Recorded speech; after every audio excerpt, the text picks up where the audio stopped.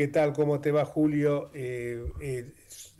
Estábamos hablando recién de todo el tema inherente a la detención, mejor dicho, a la detención, a la prisión domiciliaria, la posibilidad de que Cristina Kirchner pueda tener un trato diferente al que otros reos no pueden acceder, merituando también las condiciones de expresidente de la Nación. Yo creo que el artículo 16 es muy claro, todos los habitantes somos iguales ante la ley, así que de la Constitución Nacional, obviamente. Entonces creo que debería ser esto una norma para todos. La ley, como decían los romanos, dura lex sed lex, la ley es pareja para todos. Dicho esto, te damos la bienvenida a nuestro programa de la tarde, entre ustedes y nosotros, y querría escuchar tu opinión al respecto, tanto del fallo como de este tema de la prisión domiciliaria y también del sentido aleccionador que para todos los gobernantes debe tener este fallo, porque esto es como la guillotina de Robespierre, ¿no? No sea cosa que tanto han insistido con esto que después termine arrastrándolo al propio Robespierre, ¿no? Bueno, yo personalmente dije que respetaba a Horacio Rosati como un juez serio que había transitado toda una vida política, desde constituyente hasta intendente, hasta ministro de Néstor Kirchner, ¿no? Y que renunció en un momento que no le gustó algo que le propusieron para firmar, y en una sociedad donde no hay muchos ministros que renuncien cuando no están de acuerdo, ¿eh? Vamos a ser claros, porque son casos raros. Entonces, para mí eso estaba fuera de discusión. Me duele mucho la herida que se da sobre una sociedad donde la grieta se profundiza cada vez más, y soy consciente de que sobre ese conflicto no hay futuro, porque las sociedades que han salido... Yo estaba en España exiliado cuando se dio el encuentro entre el Partido Comunista con Santiago Carrillo y González Fraga, el jefe del franquismo, y de ese encuentro se hizo un país, y había 1 millón de muertos, ¿no?, sobre sus espaldas, en una guerra civil que fue pesada en serio. Entonces, a mí me parece que una cosa es la condena, otra es el afecto de la gente, a la que respeto, porque si algo uno respeta son las pasiones ajenas, no son las propias, pero... Y lo que me duele es que no haya gestos de intentar superar esta conflictividad que la tenemos desde hace 40 años, ¿no? Sí, la verdad que realmente eso es preocupante y parecería que hay como un propósito claro de cabalgar sobre ese odio y cada vez se implementa desde lo más alto del vértice del poder político, porque me parece que las declaraciones tanto de Milei como de muchos de sus acólitos, más allá del lenguaje soez y vulgar con el que las proclaman, me parece que esas manifestaciones lo único que hacen es atizar más el fuego.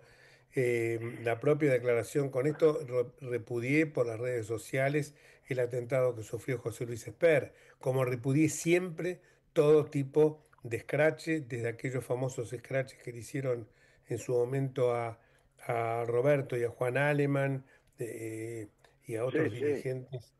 Entonces, también, pero también hay que recordar que hace pocos días en un ámbito académico, en un ámbito universitario, el señor Esper se despachó contra la hija de Cristina Fernández, que no tiene nada que ver con lo que pudo haber hecho la madre.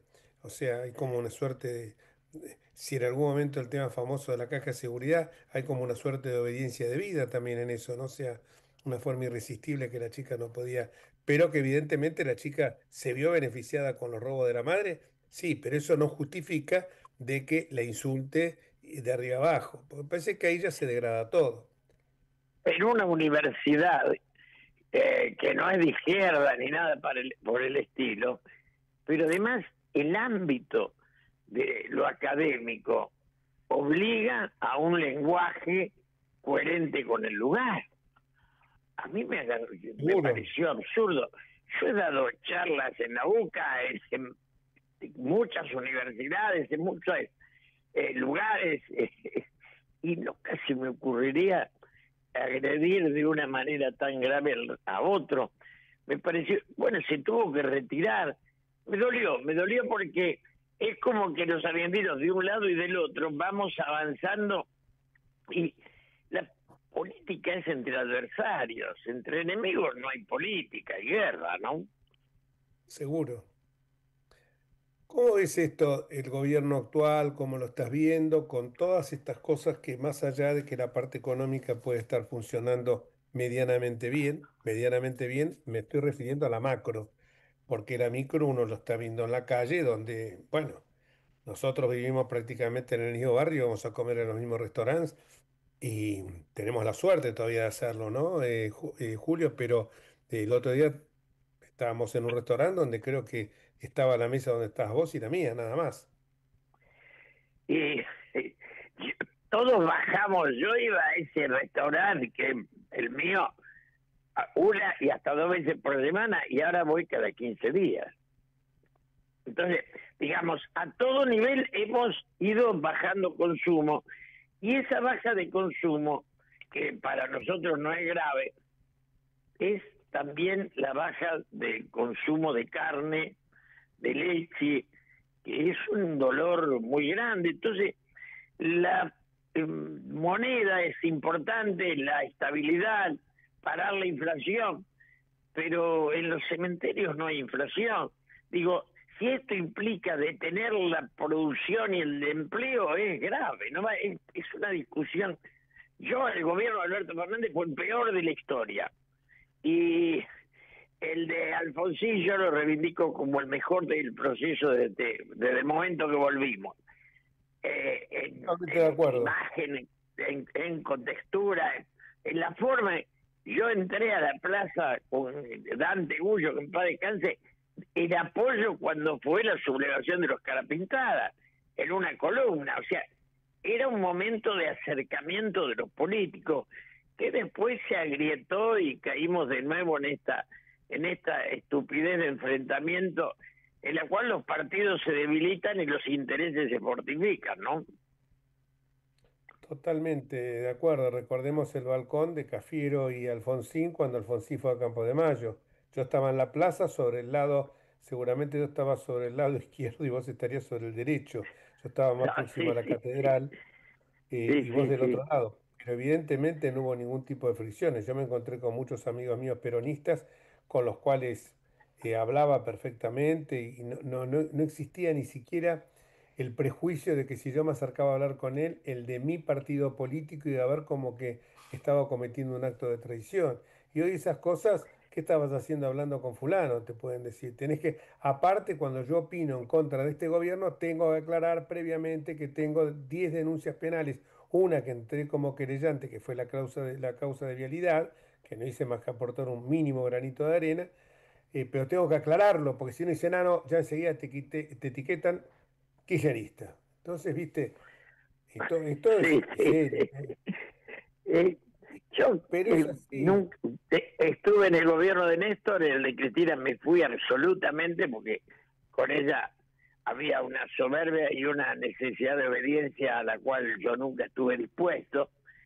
Entonces, bueno, la gente, hay mucha gente que la recuerda, yo hoy veía lo de la plaza, me dolía porque, bueno, en el recuerdo de esa gente eran épocas positivas y en el mío no tanto, pero son distintas miradas. Ahora, no tenemos dirigencia política, no la tiene el Claro. peronismo, ni el radicalismo, ni los conservadores, digamos, estamos en manos de ensayos que no tienen profundidad, de aficionados.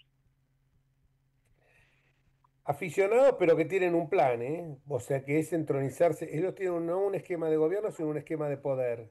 Y el propósito de ayer a Francos en un reportaje televisivo dijo, bueno, recién empezamos, llevamos un año y medio, tenemos 6 años y medio más. Yo me pregunté a mí mismo, ¿qué dijo este muchacho?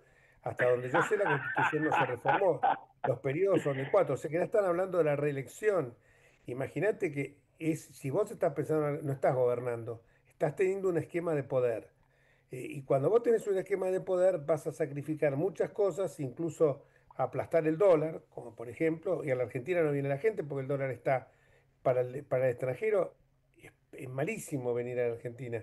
A diferencia que hemos vuelto a la época de Martínez Dios. Todo eso me preocupa y me preocupa también que voces como la tuya no se escuchan, o porque no se escuchan, sí, se escuchan, me refiero, pero no se escuchan como deberían estar mucho más reproducidas, o sea, tendría que haber más gente. Creo que hasta hay un miedo de decir, vos tuviste una declaración muy fuerte y muy valiente, que yo te daba el pie con esto de Robespierre y la guillotina, no sea cosa que después se le aplique, que dijiste que también el gobierno de Milei puede llegar a tener, de hecho, el caso Libera es un caso de corrupción, o sea, no vengamos Sí, con que sí, es sí, una... sí.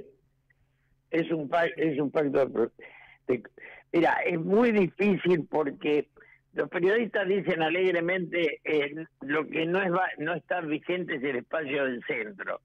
El espacio del centro es el de la cordura. Yo fui diputado cuando Balbín lo despedía a su viejo adversario. Y era un país que se había encontrado a sí mismo. Y ese país lo destruyó la dictadura, pero después lo destruyó la política nuestra. Nosotros tenemos que hacernos cargo de haber profundizado una grieta que no tiene sentido y que no le sirve a nadie, ¿no? Y de todos lados. Lo que pasa es que también a uno le choca cuando, por ejemplo, todos estos muchachos que están muchos de ellos en el gobierno, vos le conocés el pedrier. O sea, a mí que no vengan a hablar de casta, porque yo con el aprecio que le tengo a Francos, que lo conozco desde el año 73, mirá desde cuándo, debe ser más o menos la niña porque lo conoces vos, más casta que Franco no se consigue. Eh, entonces, Son los que es se un... agacharon en todos los gobiernos. Yo, cuando Cristina eligió a Scioli, me fui a trabajar con Macri. Y Me dije consta. claramente, claramente, prefiero a un adversario que promete, después no lo cumplió, pero antes que alguien que use mi causa sin siquiera saber de qué se trata, porque peor que Scioli no hay nada. No, aparte es un cara dura, aparte es yo creo que van tete a tete con Alberto Fernández, ¿no? Gerentes al servicio que mejor le Che, paguen. Alberto, yo cuando vi que a Cristina le elegía a Alberto y fuimos a cenar, me invitó a cenar, y yo salimos de ahí con un periodista importante, lo más importante, habíamos ido juntos, éramos cuatro, y dijimos, la choca, fue el peor gobierno de la historia. Sí, sí, sí, sí, sí, sí, sí. Es lamentable decirlo, pero fue así.